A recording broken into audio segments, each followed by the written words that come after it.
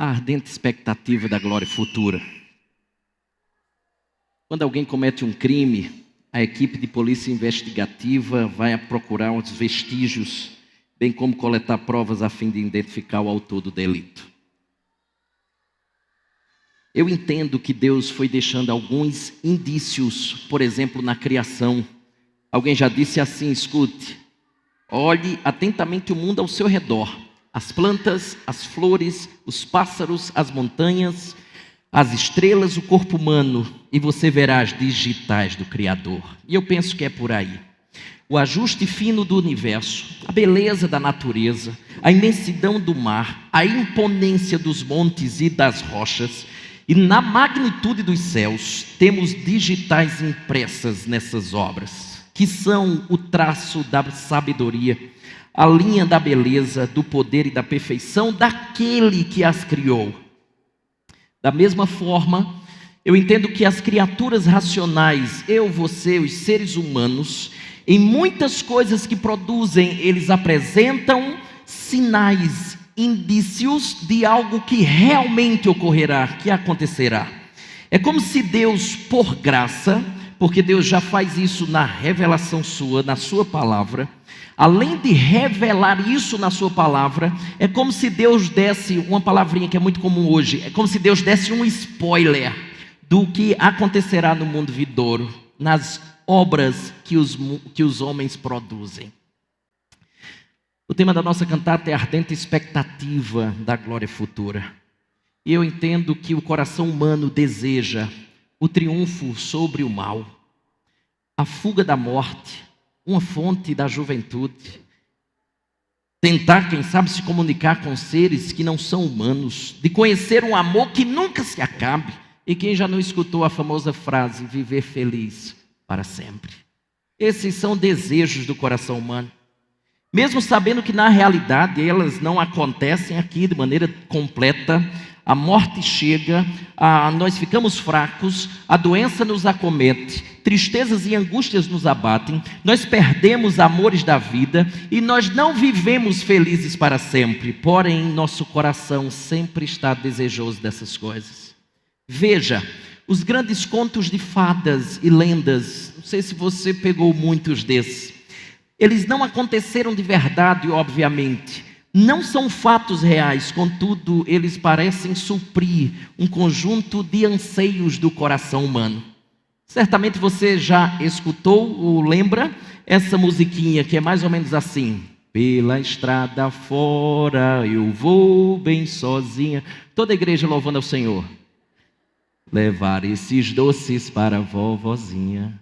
Aí a música diz assim: ela mora longe, o caminho é deserto, e o lobo mal passeia aqui por perto. Aí chega um trecho da canção e a voz do cantor engrossa e diz assim: eu sou o lobo mau, lobo mau, lobo mau.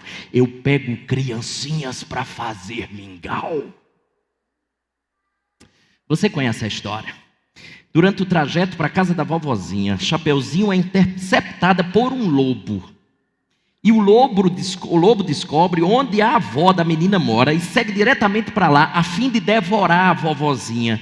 Quando o Chapeuzinho Vermelho chega ao local, também Chapeuzinho é devorada pelo lobo. Ambas são salvas, se você lembra da história, por um caçador que percebe a presença do lobo na casa e corta a barriga do animal, libertando assim as duas vítimas. Ouvimos essas histórias e isso mexe conosco. Sabe por quê? Porque no fundo do coração é o que mais eu e você sonhamos. É que o mal, ele não triunfe. O que eu e você sonhamos é que a morte não seja o fim. O que nós sonhamos e o que nós desejamos é que nós não deveríamos perder entes queridos. O nosso coração sente que, embora as histórias dessas, como o Chapeuzinho Vermelho, elas não são verdadeiras em si, elas deveriam ser, porque isso é uma ardente expectativa de que se tornem realidade. A gente espera muito isso. E é aqui que eu percebo que os contos, que essas histórias são, escute, vestígios, sinais, evidências que apontam para uma história real que acontecerá. Porque veja, ao chegarmos exatamente na narrativa do Natal, à primeira vista ela se parece muito com essas outras lendas e esses contos de fadas. Pois bem, observe, um relato do Evangelho, um relato da Escritura, é sobre alguém que vem de um mundo diferente e ingressa no nosso mundo. Lembra dessa história de uma encarnação? Lembra que esse alguém tem poderes miraculosos, ele consegue acalmar tempestades. Esse também, ele consegue curar pessoas, ressuscitar mortos, até que seus inimigos o entregam. Ele é condenado à morte e parece que toda a esperança acabou. E aí a história continua e diz que, por fim, ele ressuscita dos mortos e salva a sua noiva. Essa é a história. Nós lemos isso e pensamos mais ou menos assim: parece um grande conto de fadas. Deixa eu dizer para você, não é. E eu canto a pedra do que eu quero dizer para você. Minha mensagem nessa noite é dizer para você que Jesus Cristo é a realidade para a qual todas as belas histórias de contos de fada apontam. E essa é a beleza da história aqui. Ele é o príncipe encantado que quebra o feitiço da bruxa má. Ele é o herói que destrói o poderoso chefão na última fase do game. Agora olhe para a passagem de Romanos 8:18 adiante, que é o texto base da nossa cantata. Eu queria que você vislumbrasse esse conto que na verdade não é conto, mas que os contos apontam para essa realidade. Veja, eu estou em Romanos capítulo 8. O versículo é a partir do 18. Veja o que diz a santa palavra do Senhor. Primeira coisa que ele mostra, como todo conto, dores, sofrimentos, perigos, ameaças, nesse presente momento. Porém, ele vai também mostrar a expectativa do futuro. Veja, eu estou no verso 18, por favor me acompanhe, ele diz assim: porque para mim tenho por certo que os sofrimentos do tempo presente não podem ser comparados com a glória a ser revelada em nós. Pelo menos a primeira coisa ele já diz assim: eu tenho certeza, tenho por certo, eu tenho certeza. Sofrimentos do tempo presente, ele se refere a todos os males que sobrevêm à humanidade e à criação, doenças, tragédias, angústias, desastres, perdas e por fim a morte. Por causa do primeiro pecado, ou do primeiro homem que desobedece ao Senhor, está lá uma maldição. Deus amaldiçoou a terra, você provavelmente lembra, estou falando de Gênesis capítulo 3, verso 17, onde Deus diz assim: maldita seja a terra por tua causa.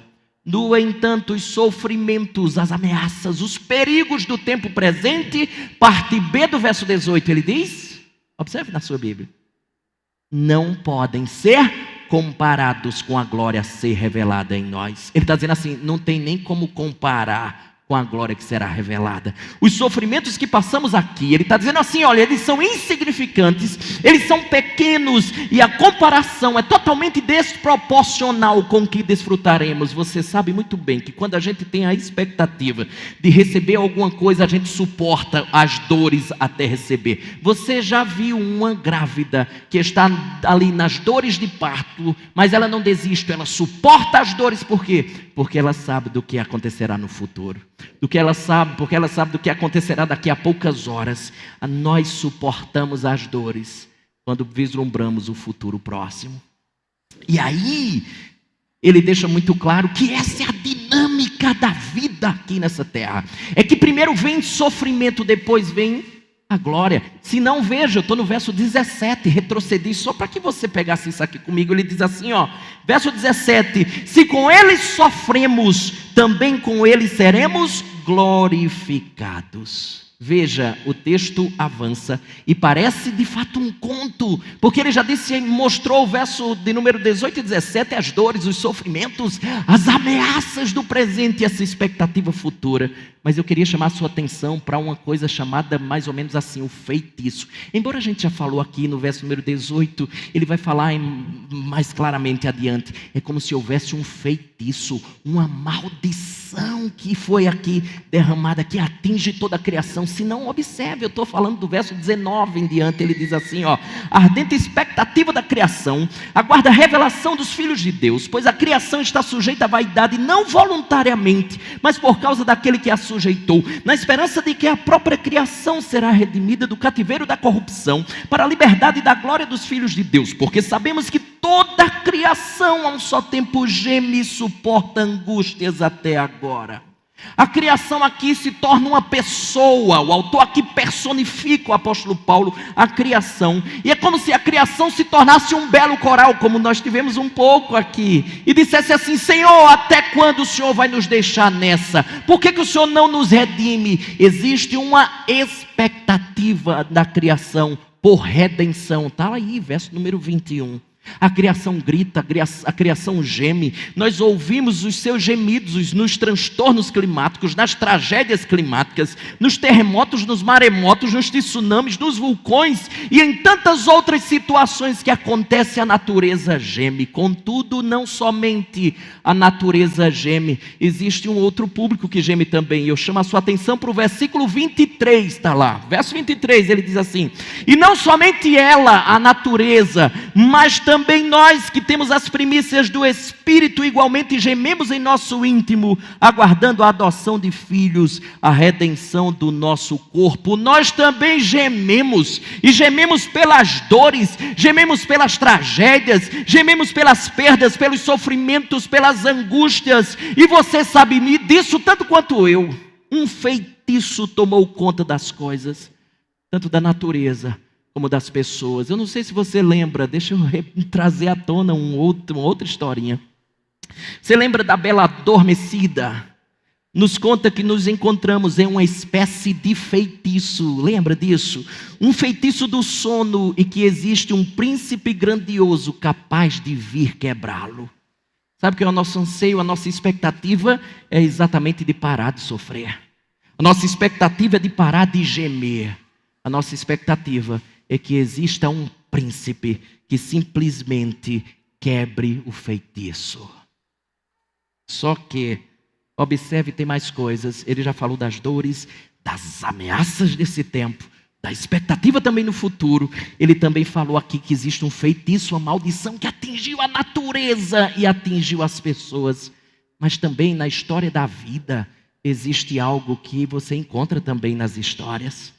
Ele vai nos mostrar, eu estou no verso 26, sobre a ajuda que você recebe na vida, e são ajudas indispensáveis. Chama a sua atenção para o verso 26, verso 27, que ele diz: também o Espírito, semelhantemente, observe o que ele diz, nos assiste em nossa fraqueza, porque não sabemos orar como convém, mas o mesmo Espírito intercede por nós sobremaneira, com gemidos inexprimíveis. E aquele que sonda os corações sabe qual é a mente do Espírito, porque segundo a vontade de Deus é que ele intercede pelos santos. Como todos sabem, um bom conto de fadas sempre tem alguém que ajuda o personagem principal em suas fraquezas e em suas dificuldades. Por exemplo, lá no Chapeuzinho Vermelho, ela é salva, como falei, por um caçador que abre a barriga do lobo que já havia devorado tanto ela quanto a vovozinha. Aqui o texto diz que o Espírito intercede por nós. Ele intercede a seu favor. Na caminhada deserta da vida, nós temos o Espírito que intercede quando estamos perplexos. Nós temos um Espírito que intercede quando nós estamos desanimados. Nós temos um Espírito que intercede quando nós estamos caídos. Nós temos um Espírito que intercede quando nós estamos abatidos, angustiados. Ele intercede a seu favor. E ainda, diante dessa grande verdade, nunca esqueça, você tem um auxiliador que lhe ajudará por toda a vida. Muitas vezes abrindo a barriga do lobo, quando já está sendo nós, eu devorados por ele. Mas note, mais uma coisa que parece o conto. Estou no verso número 28, que você com certeza já vivenciou isso. A gente tem vontade de parecer com um super-herói. Observe, eu estou no verso 28 e 29. Ele diz assim, sabemos que todas as coisas cooperam para o bem daqueles que amam a Deus, daqueles que são chamados segundo o seu propósito. Porquanto aos que de antemão conheceu, também os predestinou para serem conformes à imagem de seu Filho, a fim de que ele seja o primogênito entre muitos irmãos. Geralmente nós queremos ser igual aos super-heróis de um desenho. Nós queremos nos tornar como eles. Quem já não brincou de ser o Superman? Quem já não brincou de ser o Batman? Quem já não brincou de ser o The Flash, a Mulher Maravilha ou alguém da Liga da Justiça? Todos nós já brincamos disso. Porque nós desejamos ser igual aos super-heróis, porque eles são demais. Eles fazem coisas fantásticas. Nós queremos ser como eles. Mas observe a lindeza, a beleza, a glória do que está sendo dito aqui no verso 28 e 29.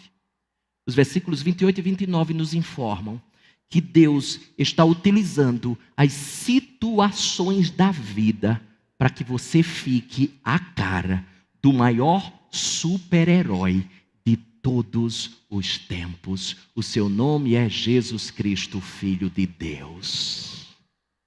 Situações da vida estão moldando você à cara do maior de todos. Note mais uma coisa que parece um conto.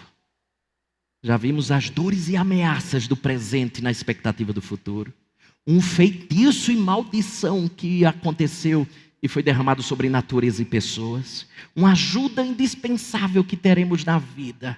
Quarto lugar, algo tem acontecido tornando-me parecido com o maior de todos os super-heróis. E em quinto e último lugar, um amor para a vida toda.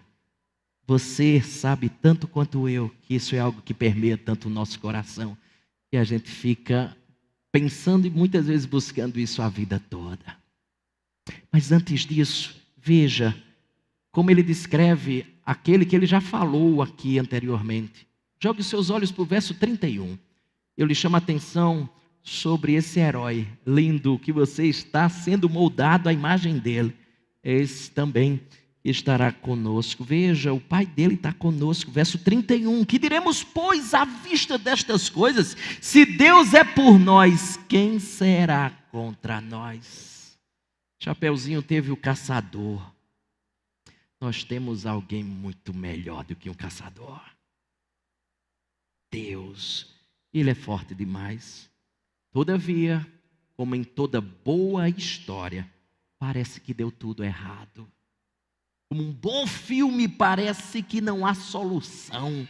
Parece que o mal vai prevalecer para sempre. O grande herói, aquele sobre o qual toda esperança residia, é pego pelos seus inimigos e ele é condenado à morte.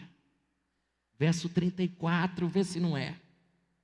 É Cristo Jesus quem morreu. A grande esperança foi abatida. A esperança acabou.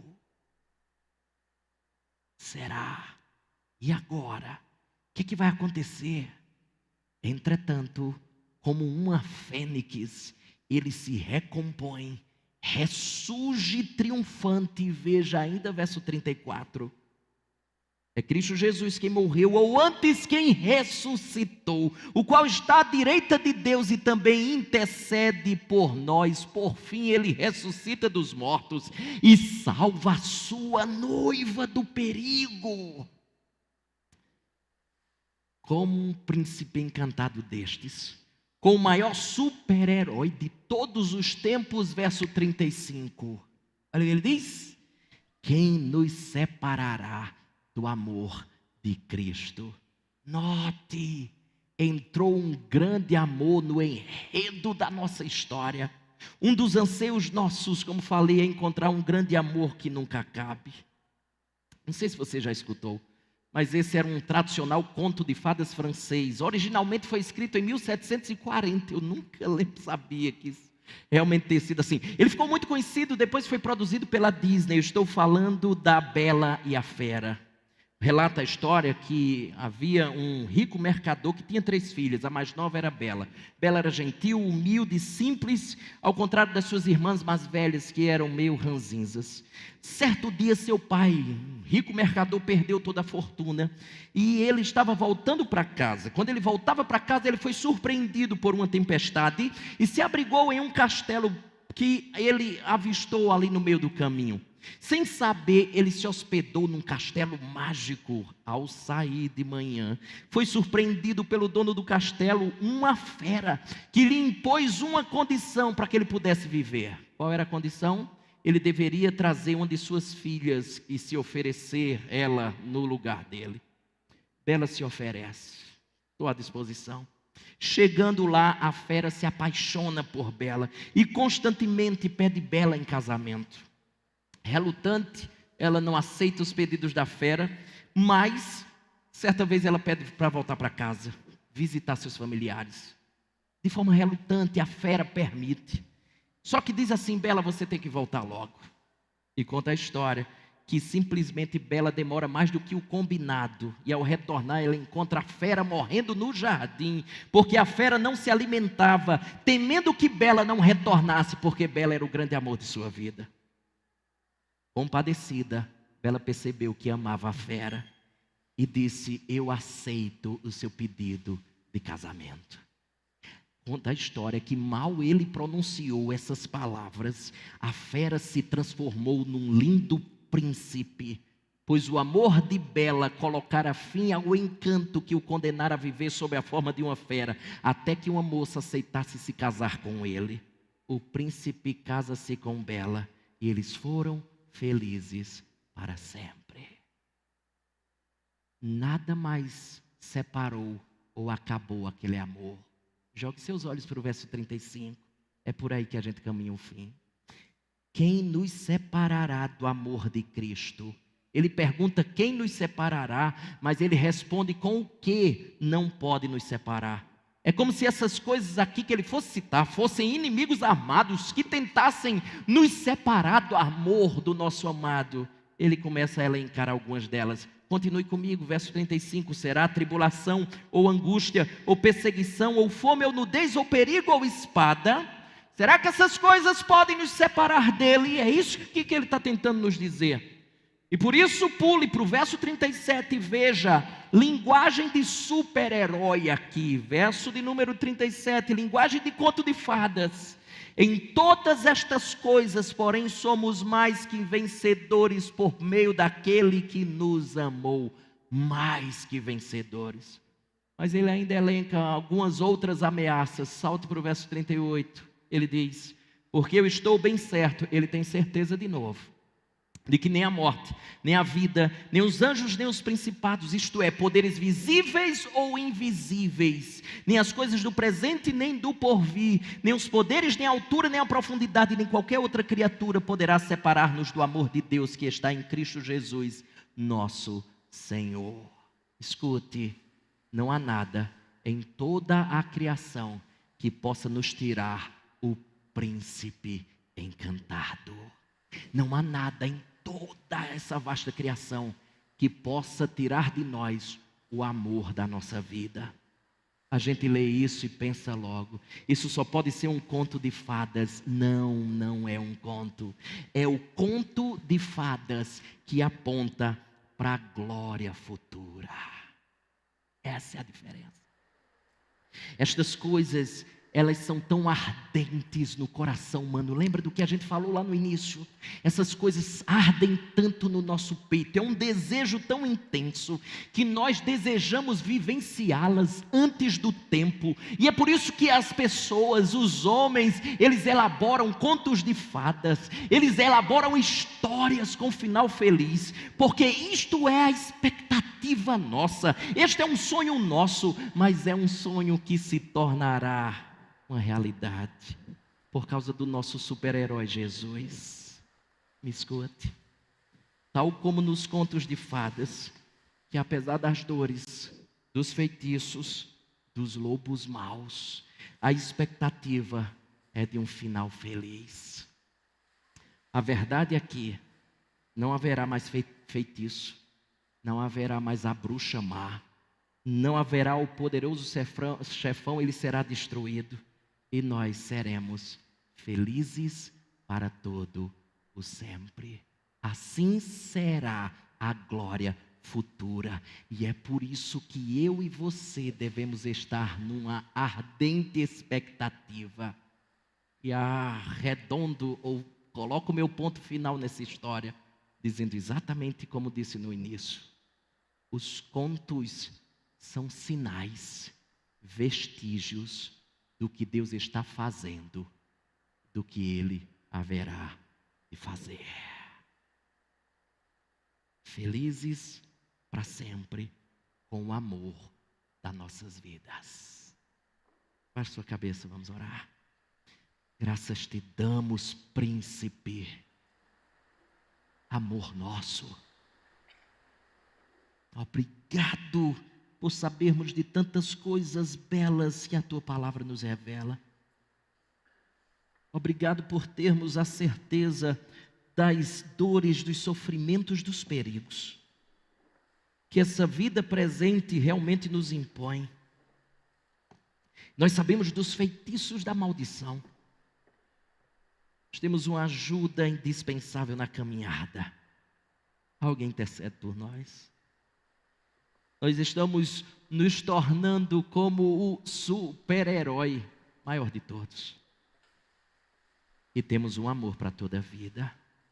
Todas essas histórias apontam para o anelo do coração, são vestígios teus, sinais do que haveremos de desfrutar na eternidade. Mas isto se estivermos do lado do maior super-herói de todos. Deus bendito, aplica a tua palavra no coração do teu povo e que a confiança esteja tão somente no Senhor, no Deus eterno, para a glória e louvor do teu nome. Assim te oramos. Amém e amém.